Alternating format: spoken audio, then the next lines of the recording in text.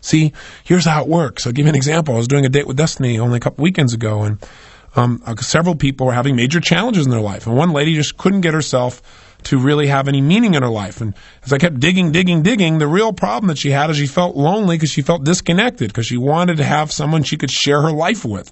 But she couldn't get herself to do that. Why would you guess someone couldn't get themselves to be able to share their life? Not hard to figure out, is it? Pain. Person, obviously, as I guessed, had a painful relationship in the past, which she had. It was so painful that she'd linked up in her head that marriage, because she'd had a previous one that was painful, equals death. Well, that'd kind of keep you away from getting into a closer relationship, right? How did her brain do that? Well, she said she was in this relationship. It was so great. But after they got married, this man became physically abusive, verbally abusive. He basically did everything he could to control every aspect of her life. And the worst thing of all, when she finally developed the courage to divorce this man, he threatened not only her life, but he also threatened their own son's life. Now, when that happened, she got linked up. Marriage equals death to not only me, but potential loss of the life of my child. That's even more than the loss of her own life for her. Well, it's not too hard to figure out that if your brain says, why am I feeling this ultimate pain? And it looks for something unique and says, well, because I'm married. And then it looks around and says, what was happening about the same time I felt the pain? Marriage. And you say, what was consistent during the pain? You go, marriage. Pretty soon you're going to avoid marriage, but it doesn't stop there. Her brain also linked up that the cause of her pain was something else too, men. Because after all, what was unique? I had this man around. I was married to a man, right? And then secondly, what else was going on? Well, about the same time I was feeling the pain, I was with this man. And sure enough, what was recent? This man. Right around the time I had the pain, he was there every time. So sure enough, all of a sudden she's avoiding all men. But it didn't stop there. She also linked up that the reason she felt this pain was because she trusted. So as a result, her brain linked up unconsciously, if you trust, then you will die. Now, I would say to you the opposite is true. If you don't trust, if you don't have faith, then you instantly die internally. You may not die physically, but you die emotionally. Because anything that's worth living in life requires faith. It requires trusting.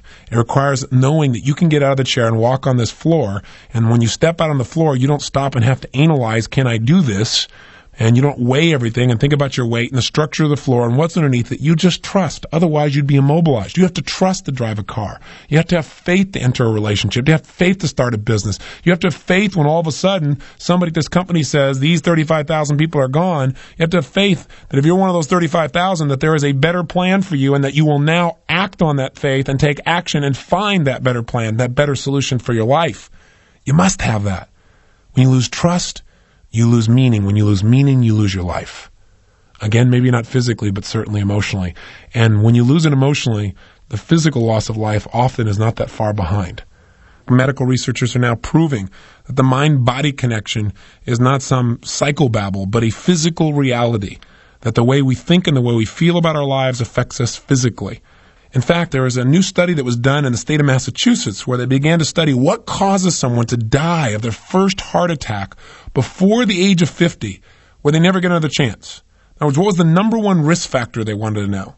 And they assumed that what would cause someone to die from just their very first heart attack, never get another chance, would be a person just had so much cholesterol in their body wasn't able to recover. And they found out that was not the number one risk factor. Then they thought, well, maybe they had diabetes. Maybe it was more of a genetic factor. They once again disproved that theory.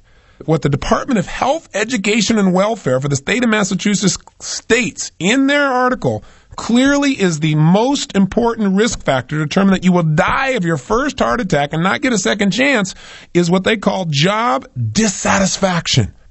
You got to have a deeper meaning for your life than, oh, I'm on that grindstone again, or I'm on that treadmill. No wonder most people in life turn to alcohol or drugs or television. And even then they can't find something to entertain themselves. Even then they don't sense any fulfillment because distraction does not create a life of significance. Distraction does not create joy. Distraction will not give you what you're seeking. Drugs will not change your life for the better. Right? What they'll do is hurt you. They'll create pain. And there are all kinds of drugs.